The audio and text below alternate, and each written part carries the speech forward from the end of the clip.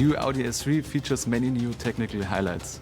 Talking about the engine, the 2-liter TFSI now delivers 245 kilowatt, which is 23 horsepower more than before. Torque is increased by 20 Nm to 420 Nm. Acceleration from 0 to 100 km per hour is 4.7 seconds, which is a tenth faster than before. One important thing is the torque splitter. This in combination with quattro drive results in sporty agile handling. The system distributes the torque fully variable between the rear wheels, depending on the driving situation and the chosen drive select mode. The result is greater agility and stability, especially when cornering at high speeds or driving on low friction surfaces. The shaping of the system is specific for each mode. The driver can choose between 6 profiles, from comfort focus to highly dynamic. A new feature is the Dynamic Plus mode. In this mode, the idle speed has been increased to 1300 RPM to improve off-the-line performance. Throttle response is more direct, and the torque splitter delivers as much torque as possible to the rear wheel on the outside of the curve.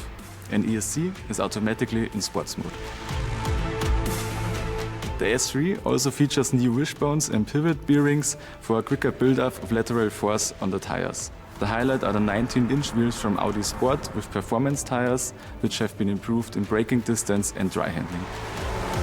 The S3 also got new brakes. We now use 18-inch brake discs, which are 4 mm thicker. The bigger dimension on the front axle gives the braking system a higher performance. And the visual highlight is that the internally ventilated brake discs are now perforated. The dynamic driving experience of the S3 is rounded off by an optional performance exhaust system, which delivers an emotional and voluminous sound. The titanium tailpipes are designed in an S-specific 4-pipeway, and the spread of the sound depends on the chosen drive select mode, especially pronounced in the Dynamic Plus mode.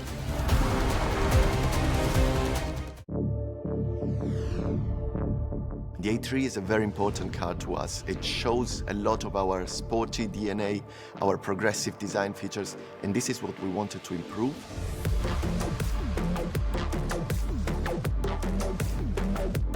What we did was, of course, working a lot on the architecture. So what you can see is a single frame, which is flatter and wider, sitting very central on the front of the car. What's also really important is that we worked every detail inside the single frame. For example, these L wings accentuating the width of the car and therefore the sportiness, or the much bigger air vents at the side which are necessary for cooling. This is bringing the car down onto the ground and showing this very sporty feel.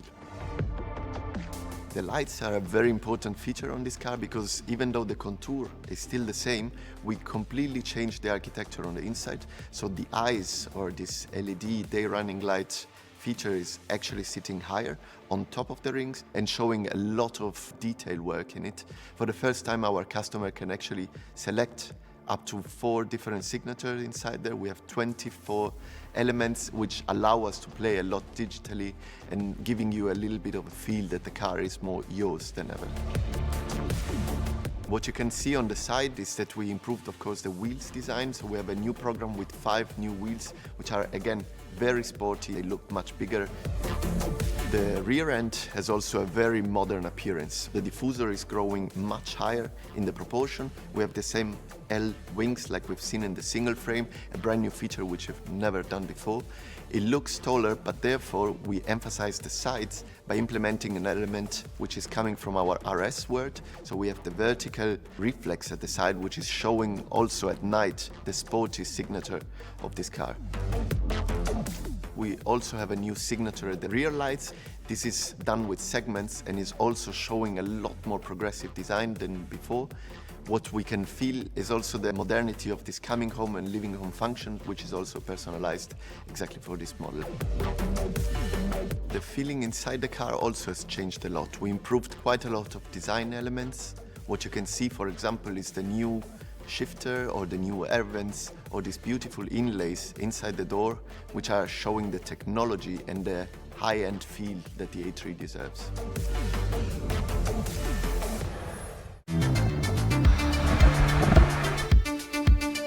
Here we have the rear axle of the new Audi S3 with the main part, the torque splitter.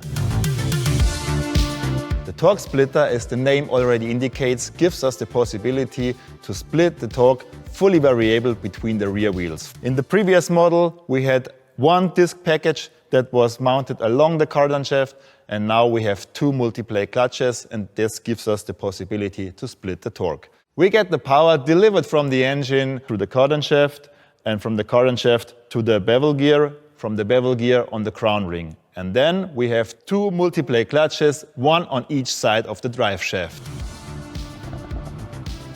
We have here in the car now our new drivetrain with the new engine, the 7-speed S-tronic and the torque splitter on the rear. We get some information of all these parts of the car that is delivered from their control units. So we need the transmission control unit, we have the engine control unit, we have the information of the wheel speed sensors, of the steering angle and of the ESC.